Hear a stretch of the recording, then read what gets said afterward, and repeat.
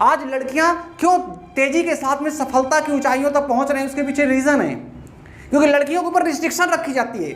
हमेशा माँ बाप कहते हैं आपके पास 21 साल 22 साल 23 साल, इसके अंदर अगर आप कुछ करना चाहते हो तो कर लो, उसके बाद हम तो आपकी शादी कर देंगे। उसके ऊपर भी अगर प्रेशर आ जाए ना साहब, तो लड़के तो फिर ऊंचाइयों के ऊपर निकल जाए साहब, लेकिन घर से कोई प्रेशर नहीं पड़ता साहब। उनको लगता है पिताजी की संपत्ति तो हमारी ही है ना, जायदाद तो हमारी, ज़्यादा ज़्यादा क्या होगा, 2 गालियाँ मिलेंगी, 2 लाख दूसरे मिलेंगे, बस ये कमी है साहब। लेकिन लड़कों के अंदर पोटेंशियल बहुत है साहब।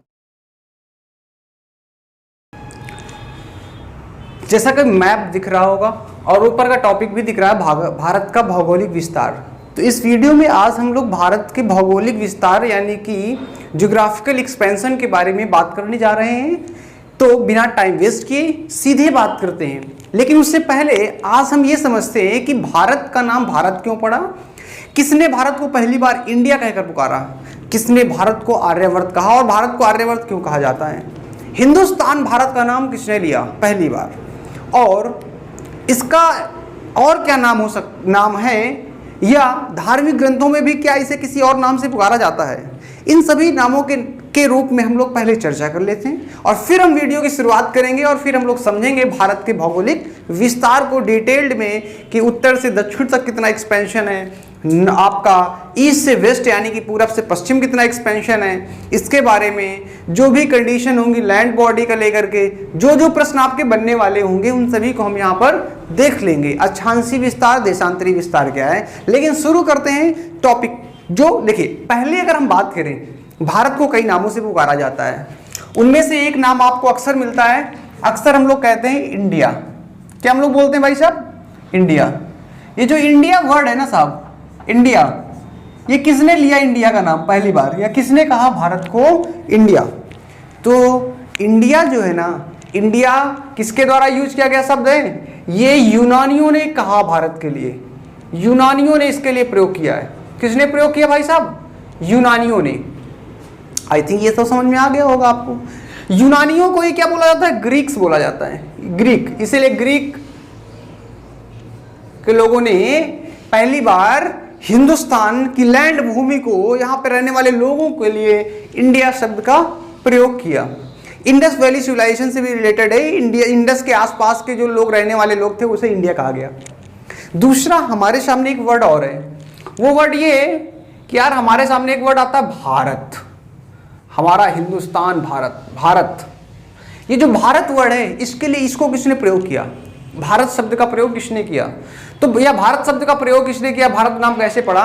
तो हमारे इतिहास के पन्नों में एक बड़े राजा भरत, दुष्यंत पुत्र भरत, तो दुष्यंत के पुत्र भरत थे जिनके नाम पर भारत का नाम रखा गया।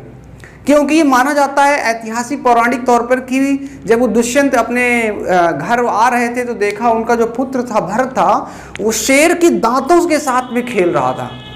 अब सोचे कितना बहादुर, कोई बच्चा शेर के दांतों के साथ में खेले तो उसके अंदर कितनी शक्ति होगी, कितना पावर होगा, कितना बलशाली होगा। और यही कारण है कि भारत का नाम उनके ऊपर रख दिया गया। तो राजा भरत के नाम पर, यहाँ पर आप ऐसे लिख सकते हो दुष्यंत पुत्र, क्योंकि आपको भरत से कंफ्यूजन हो सकता है राम लक्ष्मण भरत शत्रुघ्न, वो वाला नहीं, दुष्यंत पुत्र भरत के नाम पर। देखिए कुछ चीजें होती हैं जो मजे आनंद के लिए पढ़ी भी जाती हैं, तो इसलिए भी आपको ध्यान रखिएगा भारत के नाम पर।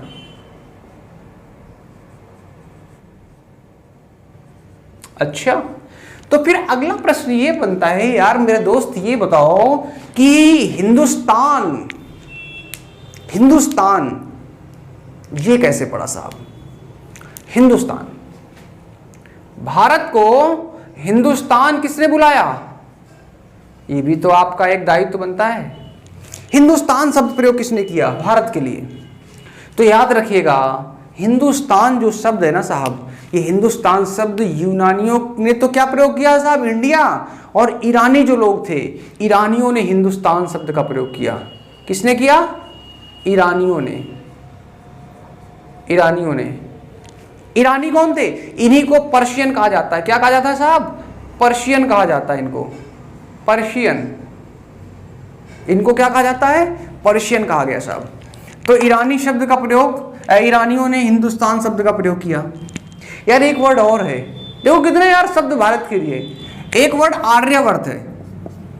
क्या हिंदुस्तान के लिए एक आर्यावर्त शब्द का प्रयोग भी किया जाता है? आर्यावर्त। आर्यावर्त का प्रयोग किसने किया या कैसे कहा जाता है?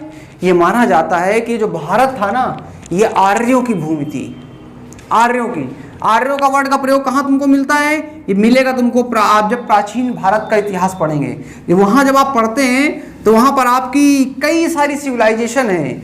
इंडस वैली सिविलाइजेशन के बाद जो आपकी वैदिक सभ्यता आती है, वहाँ आर्यों के बारे में चर्चा मिलती है। आर्यावर्त क्यों कहा जाता है? आर्यों का देश था, आर्यों की भूमि वाला देश, आर्यों की भूमि वाला देश। अच्छा, और कोई नाम नहीं है क्या इसका? हिंदुस्तान ही हमको लग रहा है एक ऐसा देश होगा जितने सारे नामों के साथ जाना जाता है। और कोई नाम है? हाँ, एक नाम और इसको कहा जाता है, जम्बू द्वीप भी इसका नाम मिलता है।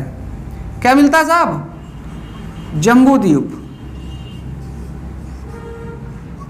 जम्बू द्वीप ये किसने प्रयोग किया या कहां पर मिलता है इसका प्रयोग? ये हमारे धार्मिक ग्रंथों में नाम मिलता है, पुराणों में इसका वर्णन है। कहां पर इसका वर्णन है? इसका वर्णन पुराणों में मिलता है। तो आप यहां से कह सकते हो कि साहब इतने सारे नामों से हिंदुस्तान को बुलाया जाता है। देखिए, इंडिया यूनानियों ने कहा, भारत दुष्यंत पुत्र भरत के नाम पर पड़ा, हिंदुस्तान ईरानियों ने कहा, प्रयोग किया, और ईरानी जो थे उन्हीं को पर्शियन कहा जाता है। आर्यावर्त आर्यों का भूमि वाला देश, जम्बू द्वीप पुराणों में इनका वर्णन मिलता है। तो चलिए, ये तो हमारे नाम की कहानी हो गई कि हिंदुस्तान को किन किन नामों से बुलाया जाता है। अब हमको क्योंकि पढ़ना है भारत का भौगोलिक इतिहास विस्तार, तो यार किसी भी जगह पर जब आप, जैसे आपका घर है ना, जब आप घर में रहते हो, अपने घर में रहते हो, तो आपका एरिया होता है, एक फिक्स एरिया है ना। ऐसा थोड़ा ना कि दूसरे घर में तो अपनी दीवार खड़ी कर लोगे, ऐसा नहीं होने वाला साहब। वैसे ही भारत की एक लैंड भूमि है, इसका विस्तृत क्षेत्र है, उसी को विस्तार के बारे में अगर हम चर्चा करते हैं तो सबसे पहली चीज अगर हम देखें, इसका अक्षांशीय विस्तार क्या है, देशांतर विस्तार। लेकिन जिनको नहीं पता है तो उनको अब देख लेते हैं जरा सा। देखो, ग्लोब जो है ना, ग्लोब क्या है? मॉडल ऑफ द अर्थ कहा जाता है इसको। क्या है ग्लोब? क्या है? अगर कोई आपसे पूछे भैया कि ग्लोब क्या है, तो आप एक लाइन में कह सकते हो ये क्या? मॉडल ऑफ अर्थ है, अर्थ का प्रारूप कहलाता है, पृथ्वी का प्रारूप, मॉडल ऑफ अर्थ। और इसके लिए हम इस अर्थ को अगर हम यहाँ पर थोड़ा सा समझ लेते हैं, ये आपको बहुत आसान हो जाएगा समझना अगर आप इसके देशांतर और अक्षांश रेखाओं को थोड़ा सा देख लें, उसके बाद हम बहुत तेजी से आगे बढ़ेंगे। तो देखिए, ये जब पृथ्वी हमने मान लिया गोल, तो जो रेखाएं आपकी लेटी हुई हैं, लेटी हुई मतलब कहने का आपकी क्षैतिज होती हैं, ये आपकी ग्लोब में क्षैतिज रेखाएं जो होंगी, दो प्रकार की। ये कैसी इमेजिनरी रेखाएं हैं? एक आपकी क्षैतिज रेखा, और क्षैतिज रेखा को कहा जाता है क्या भाई साहब? अक्षांश। क्या कहते हैं भाई साहब? अक्षांश। क्लियर? और जो आपका लंबवत ऐसे ऐसे होंगी, आपकी ऊर्ध्वाधर रेखाएं होंगी, ऊर्ध्वाधर, उनको कहा जाएगा आपका देशांतर। तो दो प्रकार की रेखाएं हैं, इसका भी वीडियो बनेगा, देशांतर अक्षांश रेखाओं का वीडियो बनेगा, टेंशन नहीं लेना। तो ये वाली जो रेखाएं होंगी, और ये क्या हमारी पोल्स है। तो ऐसी जो रेखाएं आपकी आती हैं, ये वाली रेखाएं, ये वाली रेखाएं, आहा क्या बात है, गजब का बन रहा है, थोड़ा सा नीचे चला गया। ये जो रेखाएं है ना, ये वाली आपकी देशांतर रेखाएं हैं, देशांतर रेखा। और ये वाली जो रेखाएं है ना, ये वाली ये अक्षांश रेखा है। तो लेटी हुई क्षैतिज रेखा जो होती है वो अक्षांश रेखा होती है, और देशांतर रेखा कैसी है? ये। अब इंडिया क्या है? अगर हम ये मान लें 0 डिग्री है, तो इंडिया लगभग यहाँ पे आसपास पाया जा रहा है। समझने के लिए, इंडिया का ये एरिया 23.5 डिग्री की जो कर्क रेखा है वो हमारे यहीं से पास होती है।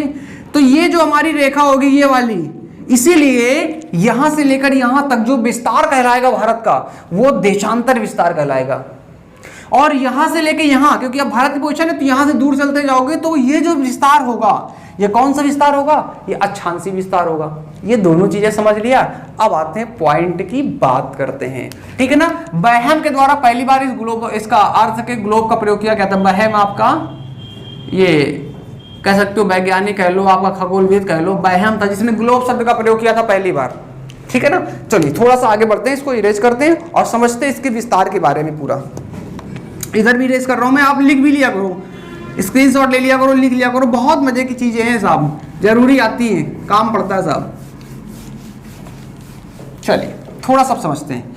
अगर हम आपसे कहें कि भाई साहब ये जो आपका पॉइंट है ये वाला, ये अब क्योंकि इधर वाला जो 0 डिग्री इधर जो होगा उसको उत्तरी गोलार्ध कहा जाता है, इसको दक्षिणी गोलार्ध कहा जाता है। इस वाली लाइन के जो इधर होगा वो क्या होगा, वो पूरब होगा, क्योंकि आपको पता है ना नॉर्थ साउथ ईस्ट वेस्ट, तो इंडिया ऐसे पाया जा रहा है, तो ये नॉर्थ में भी है और ईस्ट में भी है। इसीलिए जब हम प्रयोग करेंगे शब्दों को तो कंफ्यूजन नहीं होना चाहिए आपके लिए। चलिए अब अगर हम बात करें ये वाला जो बिंदु है ना, ये जो बिंदु है ये लगभग आपका कितना है 37 डिग्री 6 मिनट है। कितना है भाई साहब 37 डिग्री 6 मिनट है आपका। अच्छा मिनट के लिए ये आपका किसमें नॉर्थ में, अगर आपने साउथ लगा दिया आंसर गलत हो जाएगा, इसलिए आप ध्यान देखिएगा। और जब क्वेश्चन आते हैं ना तो इतने कंफ्यूजन क्रिएट कर देता है कि आप कंफ्यूज जाते हैं, कंफ्यूजिया जाते हैं जिसको कहते हैं शुद्ध भाषा में। ये वाला जो पोर्शन है ना ये आपका 8 डिग्री 4 मिनट। कितना साहब 8 डिग्री 4 मिनट, ये डिग्री क्यों लग जाता है बार बार 4 मिनट। ये भी नॉर्थ में। अब आप कहोगे साउथ में, तो साउथ लिखो ना, अरे हम पृथ्वी के 0 डिग्री के करस्पॉन्डिंग देख रहे हैं, तो पूरा का पूरा इंडिया नॉर्थ में ही तो है ना, तो नॉर्थ 8 डिग्री 4 मिनट से लेकर के 37 डिग्री 6 मिनट तक हमारा ये हो गया। इसके बाद ये जो आता है ना साहब ये आपका है 67 या 68 degree 7 minute east, 68 degree 7 minute east से लेकर के, अभी इसको समझाएंगे बहुत अच्छे से समझा देंगे, 97 डिग्री 25 मिनट ईस्ट। अब अगर आपसे कोई पूछे, पॉइंट बनाइए, देखिए अगर आपसे कोई पूछे कि भारत का अक्षांशीय विस्तार बताओ, भारत का क्या बताना आपका, भारत का अक्षांशीय विस्तार क्या है, तो अक्षांशीय विस्तार आप कहेंगे कि भैया भारत का अक्षांशीय विस्तार जो है ना वो आपका बहुत आसान है, 8 डिग्री 4 मिनट नॉर्थ से 37 डिग्री 6 मिनट कहाँ नॉर्थ। तो यहां लिख लेंगे 8 डिग्री 4 मिनट नॉर्थ से 37 डिग्री 6 मिनट क्या भैया नॉर्थ। क्लियर, ये पॉइंट क्लियर हो गया होगा आई थिंक। इसके बाद अगर आपसे कोई ये पूछे कि भारत का देशांतरी विस्तार बता दीजिए भैया कितना है, इसमें भी कोई टेंशन लेने वाली बात नहीं है, आपको घबराना बिल्कुल नहीं है, घबराना बिल्कुल टेंशन लेना ही नहीं है साहब। देशांतरी विस्तार भैया इसका बताओ क्या है, देशांतरी विस्तार, तो भैया क्या होता है देशांतरी विस्तार, जरा इसको समझ लेते हैं गुरु, इसको जरा समझते हैं गुरु। तो यहां पर जब हम बात करेंगे तो कितना है 68 डिग्री 7 मिनट ईस्ट है, क्या भैया ईस्ट है, और कहां तक है 97 डिग्री 25 मिनट, 97 डिग्री 25 मिनट क्या भैया ईस्ट। तो ये हमारा देशांतरी विस्तार हो गया। अब आते हैं साहब 4 शब्द और समझ लेते हैं इसी के साथ में गुरु। कौन कौन से 4 शब्द हैं, बड़े इंटरेस्टिंग है साहब, बड़े इंटरेस्टिंग 4 शब्द हैं, इनको भी पता होना चाहिए गुरु आपका। अच्छा अभी देखना, अभी एक चीज और है, ये जो है ना ये अभी इस पे बात करेंगे, इस पे थोड़ा सा अभी, क्योंकि आपको लग रहा है यार ये क्या बता दिया हमने, तो पढ़ा है 6 डिग्री 4 मिनट, वो भी सही है, इंदिरा पॉइंट है, लेकिन वो क्या है आपका जलमग्न हो चुका, अब इसमें पानी में डूब चुका पॉइंट है। स्थल का हमारे ये स्थल का है, जो आपका अक्षांशीय विस्तार है स्थल का, लैंड बॉडी तक का है। टोटल अगर हम देखेंगे तो आपका 6 डिग्री 4 मिनट पहुंचेगा जाकर के। ठीक है चलो आते हैं अब, क्योंकि ये जो हमारा सबसे आखिरी पॉइंट होगा जो यहाँ पे कोई ना कोई तो पॉइंट होगा ना, कोई ना कोई तो जगह होगा ना, उस जगह को कहा जाता है ये हमारा क्या है उत्तरी, और ये दक्षिणी। सबसे पूर्वी बिंदु कौन सा हमारा ये, सॉरी पश्चिमी, और सबसे पूर्वी हमारा इंडिया का, तो सबका इंडिया का सबसे उत्तरी बिंदु कौन सा है ये आपसे पूछ सकता है। तो आप याद रखिएगा उत्तरी बिंदु, यहां पर मैं लिख लेता हूं चारों शब्द जिससे आप भी नोट कर लेना भैया, उत्तरी बिंदु। क्लियर, अच्छा इसके बाद दक्षिणी बिंदु, दक्षिणी बिंदु, दक्षिणी बिंदु के बारे में भी नोट कर लेंगे हम लोग। तो पहले समझ लेते हैं उत्तरी बिंदु क्या है भैया आपका, उत्तरी बिंदु जो भारत का है ना उसको कहा जाता है इंदिरा कॉल। क्या कहा जाता है इंदिरा कॉल। अब भैया इंदिरा गांधी वाली नहीं, इंदिरा कॉल, कॉल ना कर देना इंदिरा गांधी जी को, अब वो तो है भी नहीं जो कॉल करोगे, नहीं सीधा ऊपर लगेगा और रिंगटोन अगर बन गई और उन्हें उठा लिया पता लगा तुम्ही को उठा ले गई। इंदिरा कॉल ये क्या है, सबसे उत्तरी बिंदु है, कहाँ पर स्थित है, तो बगल में इसके लिख लो यार, फिर से एक बार रिपीट हो जाएगा। 37 बोलते जाओ 37 डिग्री 6 मिनट, कहाँ पे, नॉर्थ में। ये हमारा इंदिरा उत्तरी बिंदु हो गया साहब। दक्षिणी बिंदु यार देख लेते हैं, इसमें क्या इतना बड़ा कोई बहुत बड़ा तोप सिंह थोड़ो ना है। दक्षिणी बिंदु जो है हमारा क्या है, 8 डिग्री 4 मिनट। तो ये जो है ना, ये आपका क्या है, केप कोमोरिन, केप कोमोरिन ये जगह है, कहां पर है, तमिलनाडु में। इसको भी आप लिख सकते हो तमिलनाडु में। और आपका कितना है, 8 डिग्री 4 मिनट नॉर्थ। ये कहां पे, ये लैंड पे, स्थल में, स्थलीय विस्तार है, स्थल लैंड में, स्थलीय। इसको साइड में थोड़ा सा अगर इसको और बढ़ाकर लिखना चाहें तो क्या है, अगर हम सबसे देखें सबसे दक्षिणी बिंदु कौन सा है, और अगर आपका ये भी पड़ा और वो भी पड़ा है तो फिर आप इंदिरा ये इसको कोरिन को नहीं लगाएंगे, अगर वो नहीं है तो इसको लगा देंगे। तो एक्चुअली में कौन सा दक्षिणी बिंदु है सबसे, तो हम उसको देख लेते हैं। वो एक्चुअली में अंडमान निकोबार में नीचे, और इस बार जब जाएंगे तो अंडमान निकोबार में आपका ग्रेट निकोबार जो है, द्वीप जब पढ़ेंगे अंडमान तो वहां पे उसका क्लासिफिकेशन, 4 उसका क्लासिफिकेशन होगा, उनको हम देखेंगे वहां बाद में। तो यहां पर अगर हम बात करें तो सबसे दक्षिणी बिंदु जो होगा आपका वो क्या होगा, सबसे दक्षिणी बिंदु जो होगा ना, दक्षिणी बिंदु वो क्या होगा भैया, सबसे दक्षिणी बिंदु होगा 6 डिग्री 4 मिनट नॉर्थ में। बिल्कुल आप कह सकते हो कि 0 डिग्री से 6 डिग्री 4 मिनट में, यानी कि ये 0 डिग्री होगा तो इसके बिल्कुल नियरेस्ट सबसे दक्षिणी बिंदु होगा भारत का जो विस्तार है। बस सबसे यानी कि कह सकते हो ये भी कि भूमध्य रेखा का सबसे नजदीक कौन सा बिंदु होगा भारत का, वो यही होगा। और उसका नाम क्या भैया, उसका नाम है बहुत आसान, इंदिरा पॉइंट। क्या है, इसको आप लिख लो यहीं पे साइड में, मैं यही लिखे दे रहा हूं, इंदिरा पॉइंट। आई थिंक दिख रहा होगा आपको, मुझे नहीं आइडिया है बट फिर भी मैं लिख रहा हूं इंदिरा पॉइंट। क्या लिख रहा है भैया, इंदिरा पॉइंट। और ये कहां पर स्थित है, इसको भी ध्यान रखिए कहां स्थित है, ये आपका स्थित है ग्रेट निकोबार में। कहां पर है, ग्रेट निकोबार। और अगर ग्रेट निकोबार ना है तो आपके पास पड़ा होगा अंडमान एंड निकोबार। तो दोनों में जो पड़ा हो यार, क्या दिक्कत है, किसी एक को लिख लो, टिक मार देना। अच्छा चलिए अब थोड़ा सा इसके आगे और देख लेते हैं यार, समझ में आ रहा है कि नहीं आ रहा है। समझ में आ रहा हो ना यार तो दबा के शेयर कर दिया करो वीडियो को। तुम लोग अपने ग्रुप में व्हाट्सअप फेसबुक जहां जहां हो यार शेयर कर दिया करो। तुमसे बस इतनी सी रिक्वेस्ट है कि तुम इस वीडियो को शेयर कर दो बस, और कुछ ना करो। और सब्सक्राइबर बढ़वा दो यार, या तुम भी सब्सक्राइब कर लो अगर नहीं की हो, नोटिफिकेशन भी ऑन कर लेना जिससे मिलते रहे। ज्योग्राफी को इतने दबा के पढ़ेंगे कि ज्योग्राफी की समस्या गायब हो जाएगी आपकी। जितने प्रश्न हो, जिस टॉपिक में आपको वीडियो चाहिए आप कमेंट करके बताओ, उस टॉपिक में वीडियो बनाऊंगा मैं। ज्योग्राफी की आप टेंशन बिल्कुल छोड़ दीजिए, ठीक है। चलिए कोई बात नहीं, अगला देखते हैं यहाँ पर। तो अब क्योंकि ये हमने देख लिया, नेक्स्ट कंडीशन आती है साहब, भाई साहब इसका क्या, आपका सबसे पूर्वी और सबसे पश्चिमी बिंदु हमारा क्या है भारत का।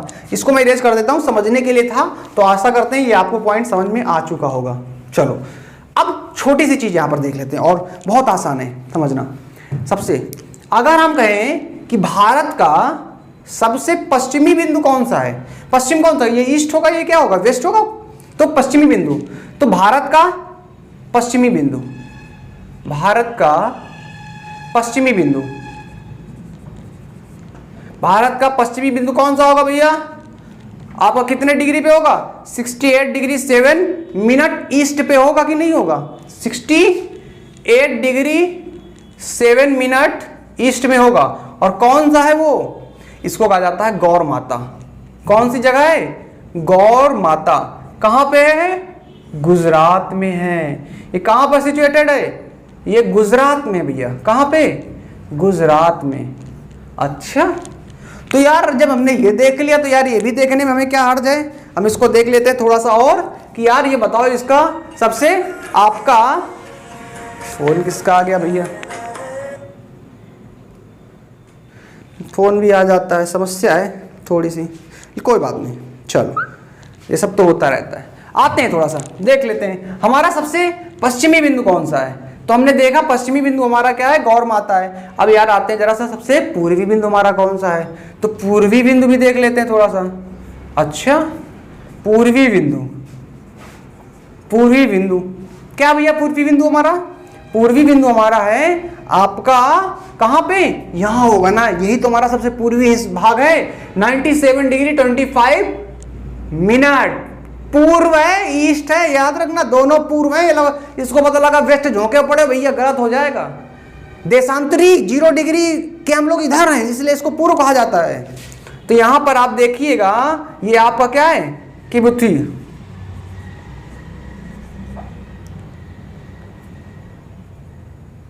इसका यार एग्जैक्ट किबुथी, हिंदी वर्जन देख लेना। मुझे ऐसा लग रहा है मैं लिखने में थोड़ा सा मिस्टेक कर रहा हूँ, हिंदी इसका एग्जैक्ट मुझे किबुथी, लेकिन ये जो आपका पूर्वी बिंदु है किबुथी है, लेकिन इसको थोड़ा सा शुद्ध कैसा है? किबुथी, उसको देख लेना क्या है। और ये आपका जो लिखा हुआ है 97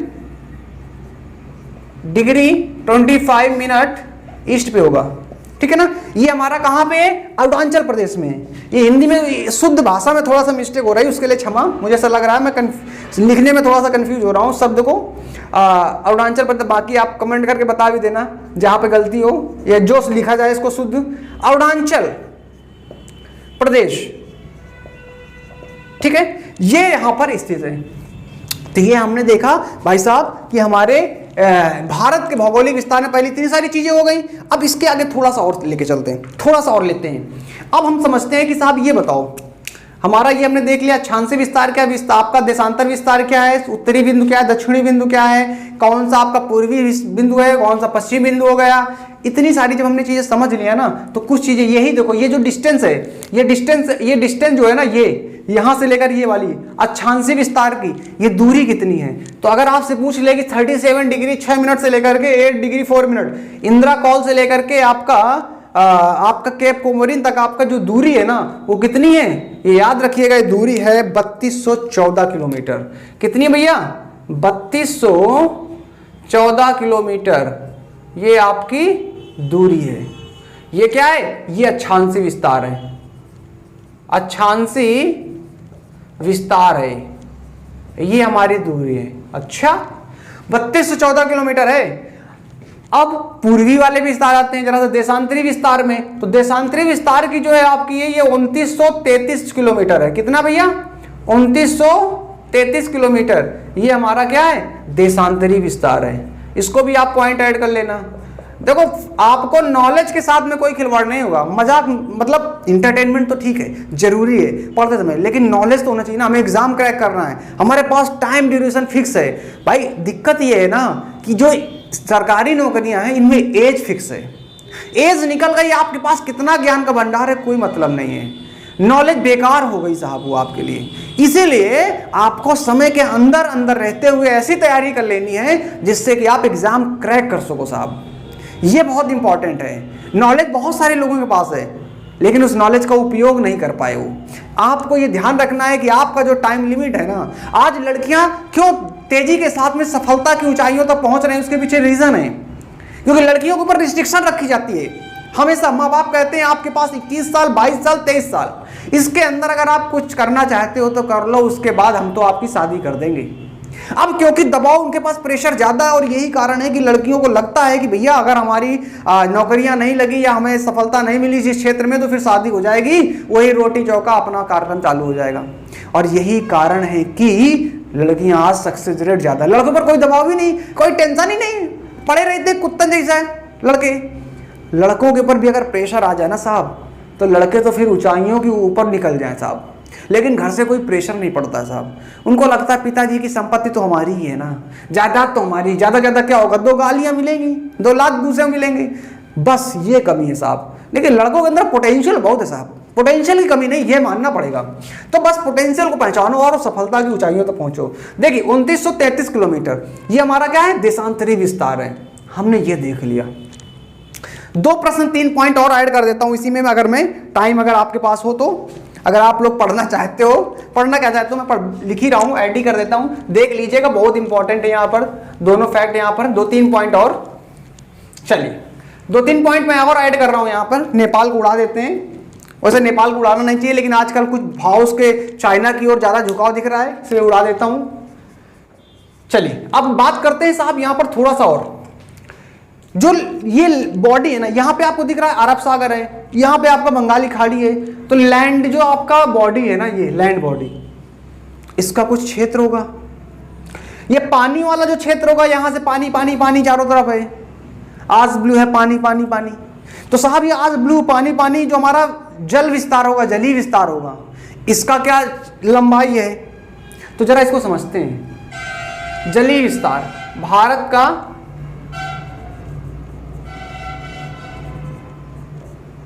जलीय विस्तार, स्थल जलीय विस्तार,